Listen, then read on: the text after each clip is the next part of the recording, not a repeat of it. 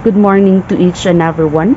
Our topic assigned is topic 2, which is the process of communication. So first, we must discuss the process and elements of communication. So here are our 5 guide questions. First, how do the elements of communication such as sender, message, and feedback ensure that the communication process is effective? Second, why it is important to follow the general principles of communication like knowing your purpose, audience, and topic when delivering a message? Third, how does feedback contribute to improving the clarity and effectiveness of oral and written communication? Fourth, in what ways do ethical principles such as honesty, courtesy, and correctness influence communication in organization and daily interactions? Fifth, how do the process, principles, and ethics of communication work together to achieve successful and meaningful exchange of information? So to answer that questions, let's proceed to our discussion. So the process and elements of communication are essential because they ensure that messages are properly created, transmitted, and understood. So in organizations, especially in management, effective communication is the foundation of decision making, coordination, and problem solving. Next, we have the elements of communication process. First is sender. So the sender is the person or group who starts the communication.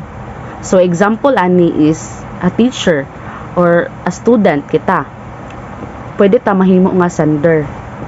So second is message. So message is the idea, information, or opinion that sender wants to share. Example ani is kanang instruction or lesson or even question. Example na siya sa message. So third is encoding. So encoding is the process of turning the message into a form that can be understood. So example ani is using words or symbols or graphs or charts. Pwede gapon gestures. Muna siya example sa encoding. So number 4, we have media or channel.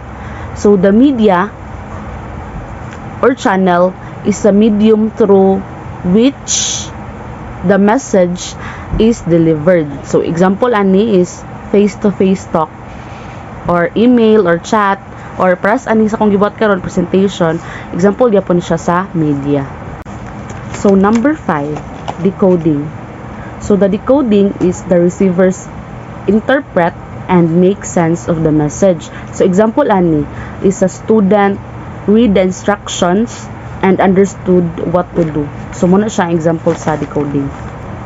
Number 6 is receiver.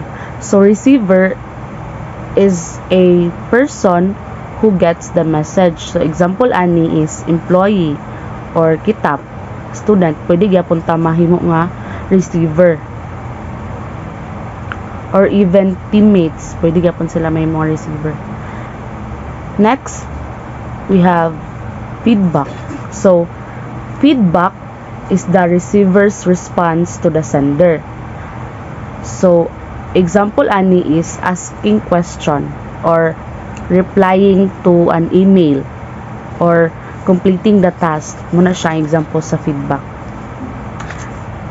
Next, the last one is noise. So noise is anything that distorts or interrupts the message. So example ani is background noise. So para sa ani kung karon na magstorya ko niya nay magsaba-saba dira. Mo nang ma-distract ko or ma-interrupt akong pagstorya. Or pwede gyapon kanang internet connection mahimo gyapon na siya nga noise. Example gyapon na siya sa noise. So next, we have the communication process. So nadira ang following steps sa communication process. And napo dira ang picture nga mong gibutang para mas masabtan ninyo. And maghatag kog example para mas dali pud ninyo siya masabtan. So example, a professor. So ang professor diha is muna siya ang sender. So a professor wants to explain the concept of supply and demand. So ang supply and demand diha is muna siya ang message.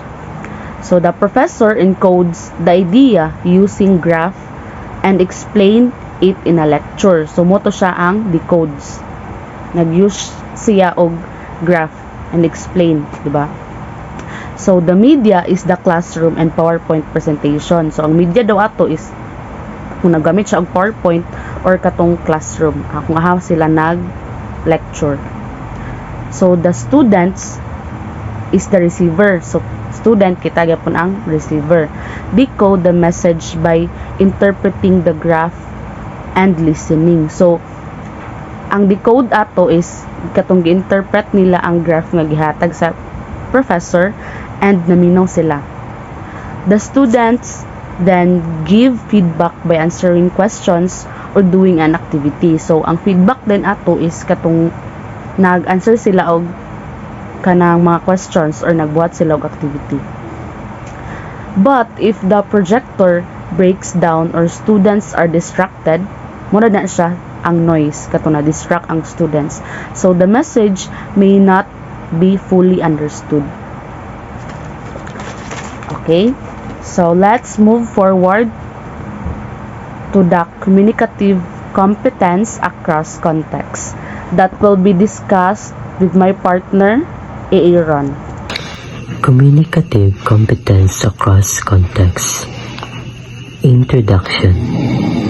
There are set of principles or guidelines that must be adhered to in order to guarantee successful and appropriate communication. A person is likely to fail as a writer or speaker if they do not adhere to or take into account these rules. Since they cover every aspect of communication, these principles are also essential. General principles of effective communication. Communication is a two-way process. Thus, it's important to understand the rules to follow in order to make it work. The following guidelines should be applicable to both written and spoken communication. There are 5 general principles of effective communication. Know your purpose in communicating. Know your audience. Know your topic. Adjust your speech or writing to the context of the situation, and work on the feedback given to you. First is know your purpose in communicating. Communication always has an intention to inform, persuade, or entertain. Identifying your main purpose helps you stay focused, because without a clear purpose, your message may be scattered or confusing. For example, if your purpose is to inform, you present Philippine inflation trends.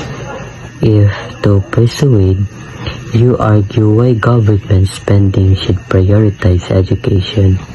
And to entertain, you tell a witty story about how people react to rising onion prices.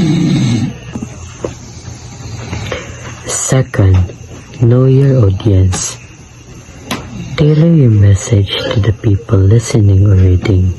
Their age, background, culture, and knowledge level matter.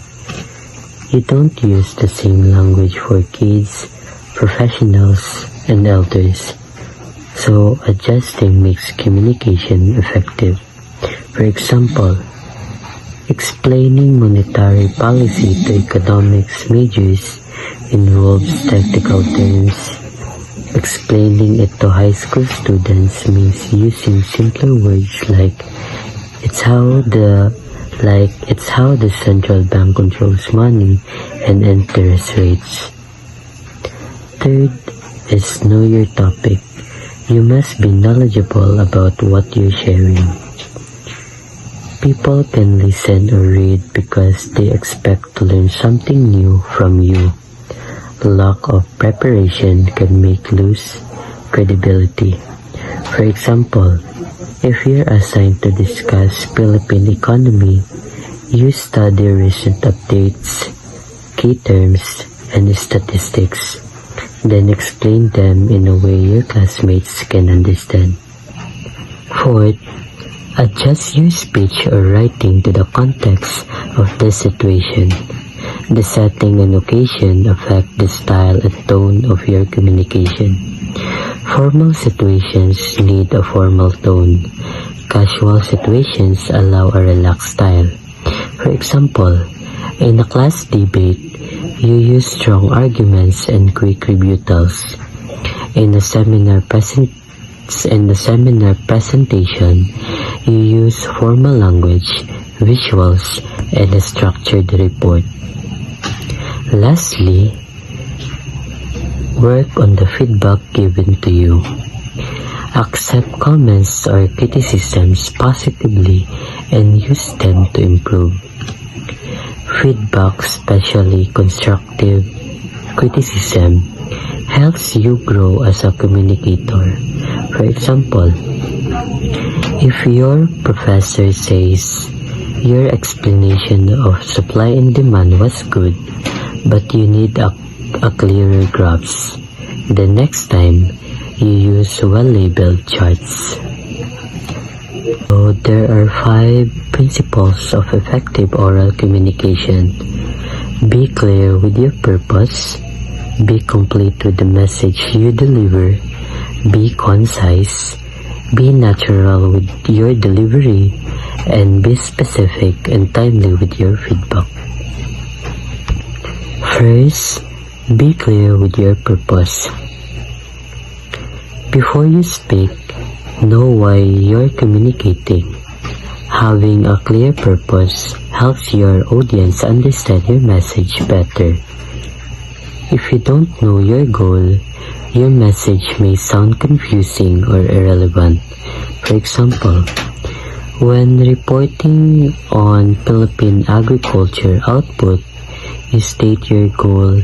This report will explain the impact of climate change on rice production. Second, be complete with the message you deliver. Provide all necessary information and support your claims with facts. Incomplete information can confuse the listener or make you sound unprepared. For example, instead of saying, "Our economy is improving," you add, "Our economy improved by 6% GDP growth in 2024, led by services and manufacturing." Third is be concise. Express your ideas briefly and directly. Avoid unnecessary words. People may lose interest if your speech is too long and repetitive.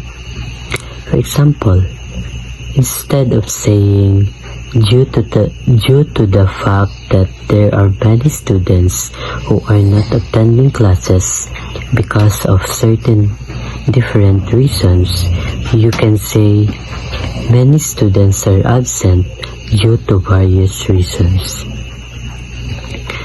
Fourth, be natural with your delivery. Speak in a way that feels authentic and confident. Use gestures, eye contact, and natural tone. Being overly stiff or memorized makes you sound robotic.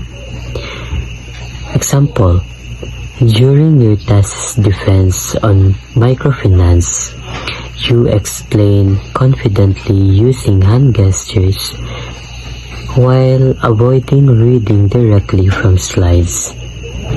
And lastly, be specific and timely with your feedback. Give clear and immediate feedback to help the speaker improve. Feedback is the most effective when it is understandable and given right away, not delayed. For example, If a classmate just finished presenting, instead of saying good job, you can say, good job. I like how you explain the key points clearly, but maybe speak a little louder so everyone at the back can hear you. And that's the principles of effective oral communication. So moving forward to ethics and communication. So ethics and communication means following moral principles that make communication truthful, respectful, and professional. So in any organization, school, or business, communication is not about sharing information but also about ensuring that is done honestly, politely, and responsibly. Next, we have the ethical principles of communication, or 7 C's. First is completeness. So completeness is a message must provide all needed information, and if incomplete siya, it may cause confusion or wrong decision making. Second, we have concreteness. So concreteness is a message must be specific, clear, and backed by facts, not misleading. Third, we have courtesy. So communication should respect the audience by using polite, professional, and concrete language. So example sa 3 kasi is first, a student is presenting findings about the impact of minimum wage increase on small business. Then the students explain the topic fully, sharing graphs, statistics, and both negative and positive effect, so the audience sees the whole picture. So mo to siya example sa completeness. Next, the student cites actual government labor data and case study instead of giving vague statement. So muna siya ang concreteness. Nag-cite siya og actual government labor data and case studies. Next is the student delivers the report respectfully, acknowledging classmates' question and responding politely even to critical comments. So muna na siya dira ang courtesy, nagpakita siya og kanang respectful, yang gi-acknowledge ang mga students bisag critical moments na. Fourth is correctness. Use proper grammar, spelling, facts, and style. Correct communication increases trust and professionalism. For example, the GDP per capita is 3,600 pesos in 2025, not GDP per capita is around 30,000 pesos. Fifth is clarity. Messages should be simple, direct, and free from unnecessary words.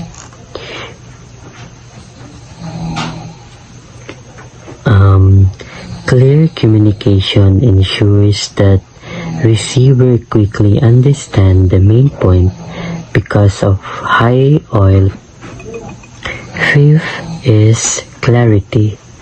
Messages should be simple, direct, and free from unnecessary words. Clear communication ensures that receiver quickly understand the main point. For example, because of high oil prices, transportation costs increase. Six is consideration. Think about the audience background, needs, and interests before communicating. Considering the audience makes the message more relevant and effective. For example, explaining inflation differently to economists, technical versus ordinary citizens or everyday prices. Lastly, conciseness. Keep the message short but complete, avoiding unnecessary words. Long, wordy communication may bore or confuse the audience. Example, exports rose by 10% in 2024 instead of in 2024, exports experienced a significant increase amounting to 10%. And that's the 7 C's of communication. In conclusion, effective communication is built on a clear process, guided by principles, and strengthened by ethics. The process ensures messages are properly sent, received, and understood. The principles provide direction on how to communicate with clarity, purpose, and audience awareness. And ethics guarantee that communications remains respectful, truthful, and responsible. When these three aspects work together, communication becomes not only effective but also meaningful and trustworthy, whether in organizations or in everyday life.